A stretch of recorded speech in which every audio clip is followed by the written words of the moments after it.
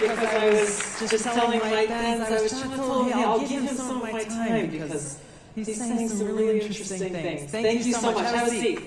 It's so great to be able to join all of you here today. This is an event I'm grateful to have been invited to year after year, and the scheduling just never worked out, and so I'm so glad to be able to come and to be able to greet you in person and just talk a little bit about the grave challenges that we face. Yes, in the work that we're doing on a daily basis, it's very appropriate that I'm following Mike Benz in this.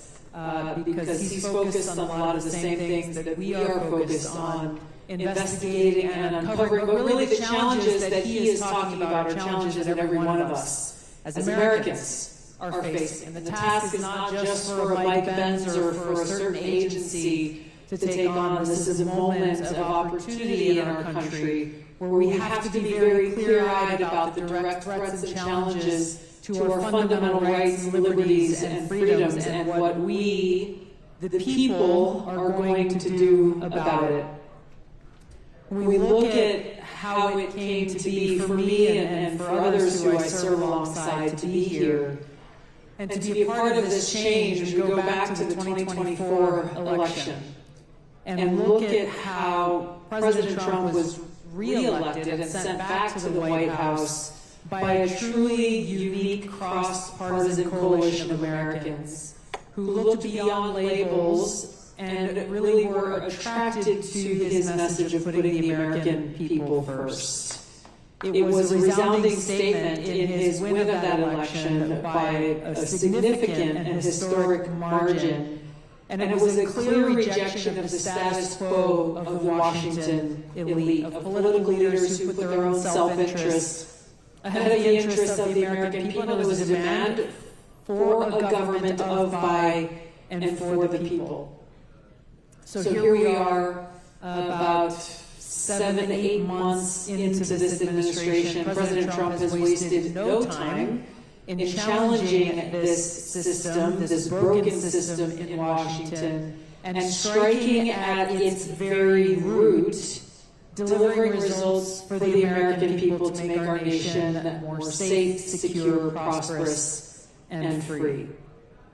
I have the privilege of serving as America's 8th Director of National Intelligence, and President Trump has entrusted in me the mission and responsibility of overseeing the intelligence community, this sprawling network of agencies and entities that are charged with the task of providing timely and objective intelligence to the President and policymakers, free from politicization.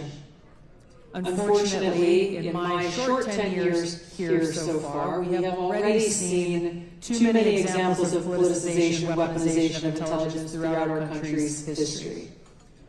We look at where we are now. Over the last several weeks, we've declassified and released documents that expose how President Obama and leaders in the intelligence community knowingly manufactured a false intelligence document after the 2016 election was done, after the American people said, no, we want Donald Trump to go and be our commander-in-chief, not Hillary Clinton. And this manufactured document alleged that Russia aspired to help President Trump win the election with the aim of undermining his presidency and usurping the will and the voices of the American people who sent Trump to the White House. You look at some of the very same leaders who led this manufactured intelligence document, like James Clapper, also had a very direct hand in manufacturing intelligence on the weapons of mass destruction, the alleged weapons of mass destruction in Iraq to support George W. Bush's regime change war in Iraq. For me to be here as 8th Director of National Intelligence and uncover how James Clapper and others like John Brennan manufactured intelligence to try to undermine President Trump's administration and presidency and voices of the American people, and then go back to the founding of the Office of Director of National Intelligence that came about as a result of the terrorist attack on 9/11 and the manufacturing of intelligence to support the regime change war in Iraq that George Bush led, is an interesting bookend where we find ourselves still dealing with these same issues of politicization and weaponization of intelligence. James Clapper at that time was the director of the agency that is now called the National Geospatial Intelligence Agency, or NGA. And he wrote in his book about how Vice President Dick Cheney was pushing for intelligence to support the invasion of Iraq, to support the narrative of Iraq's alleged WMDs, and to support the narrative of Iraq's alleged ties to al-Qaeda, neither of which actually existed. So in response to this, James Clapper ordered his agency to create images that Colin Powell then went on to use to support their alleged WMD narrative. And in James Clapper's words, we were, quote, so eager to help that we found what wasn't really there, end of quote. We've seen other examples, those that we know of. There are many others that I believe we don't yet know of. How leaders in the intelligence community and the FBI knowingly use false information to gain FISA warrants to illegally spy on American citizens. These are just a few of, unfortunately, what is a long list of known examples of politicization and weaponization that all point to the truth that many of us here in this room know, which is that the rot runs deep. And it's not just in the intelligence community. I've seen examples of this across almost every federal agency. And so it requires us all to confront the uncomfortable truth that we have these conspirators, these traitors to the Constitution, who are working within our government, who dangerously believe that they are not only above the law, but that they are above the Constitution and the Bill of Rights. People who believe that they have the right to undermine the duly elected President of the United States because they disagree with his positions or his policies, and that they know better. We go back to the first Trump administration and the prominent example of then former Lieutenant Colonel Vindman. And I remember being in Congress as a Democrat at the time, seeing his testimony and the testimony of others basically saying, well, we have to protect the country from Donald Trump, the person the American people elected to be the President of the United States. Whether we agree or disagree on policy is not the point. If you disagree on policy, go run for president and market your policies to the American people. It undermines our Constitution, our democratic republic, when we have people within our government who are not the President of the United States, who are not elected by the American people, taking it upon themselves to undermine, ultimately, the American people and the Constitution. These people have gotten away with these kinds of activities for so long because they're protected by an entire system that is built to shield their nefarious activities. They do this with the assistance and the protection of the deep state and the propaganda media. And those of us who have been targeted by this deep state are very familiar with the tactics. Keep this in mind, this happens frequently in real time as we gather here today, where someone in the intelligence community leaks classified intelligence to their friends in the propaganda media. Those individuals in the propaganda media eagerly print this classified intelligence from unnamed sources. Then we see other people in the media talk about this classified intelligence. No one's verified it.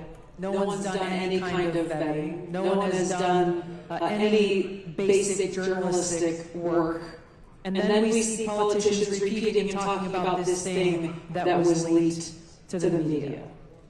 And we've seen how this tried and true playbook that is used over and over again to either smear their opponents, to, in President Trump's case, to be used as a basis for FBI raids on his home, lawfare, impeachments, endless investigations, and so forth. So I get asked oftentimes by people who don't come to events like this, who are just working hard, trying to raise a family and trying to get by, and say, what is the deep state? People talk about the deep state. What is it? This is what we're talking about. It's not some grand conspiracy theory. It is a conspiracy to undermine the Constitution, but this is the reality that we are operating in. And it's important for us to talk about it, to be very clear-eyed about it, so that we can combat it with the truth. And this is why exposing the truth is so important, to bring about that real transparency and that accountability. Ensuring that our Constitution and Bill of Rights, and this is something that I'm focused on in the Office of the Director of National Intelligence and pushing throughout the intelligence community, is actually focusing on the Constitution, making it an event when new people are brought into any of these organizations. Every one of them has to swear an oath. As many here did if you served in the military, if you served in different positions in government, to support and defend the Constitution, to talk about it, have a discussion. What does this actually mean, and how do we apply it in the work that is done every single day? Because it must be our North Star every day. It must be that guiding principle that serves as our foundation and the left and right limits and decisions that are being made within our work.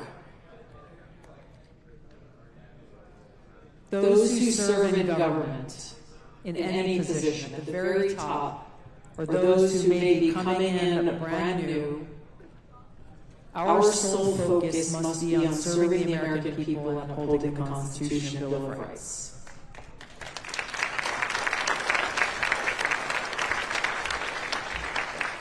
It's very, I feel, appropriate that I'm coming and speaking to you after Mike Benz and hearing at least some of the things he talked about at the end about the various attacks on our fundamental rights, freedoms, and liberties that are occurring not only here in the United States, but how these threats are coming from policies and agreements that are being talked about in multinational organizations and settings. Our founding documents were based on our inalienable rights and freedoms that are granted to us by God and no one else. And it's up to us to continue to speak that truth and stand up against those who seek to take them away, no matter where they are or who they are.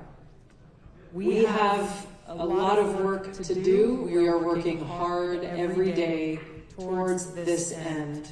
When you look at how deeply entrenched the deep state is, those who believe they are more powerful than the Constitution, you can understand the work that we have ahead of us. But I'm grateful to serve in this position, grateful to President Trump for entrusting me with this mission to truly seek the truth, find the truth, and tell the truth to the American people, so that true accountability and true change, lasting change, can come about.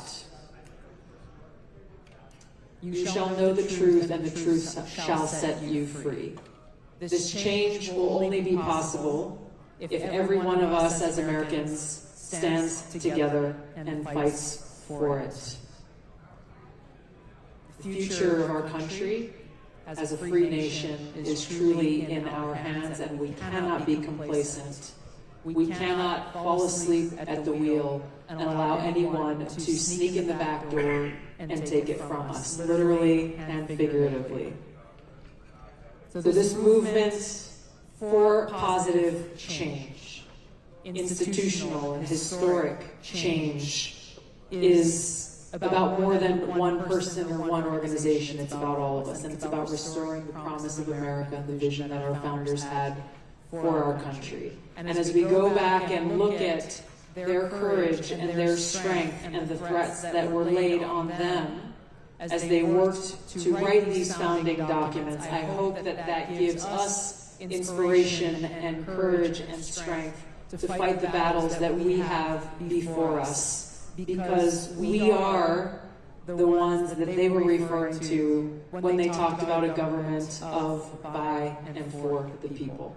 We're the only ones who can make it happen. Thank you for standing for freedom and liberty and truth. Aloha.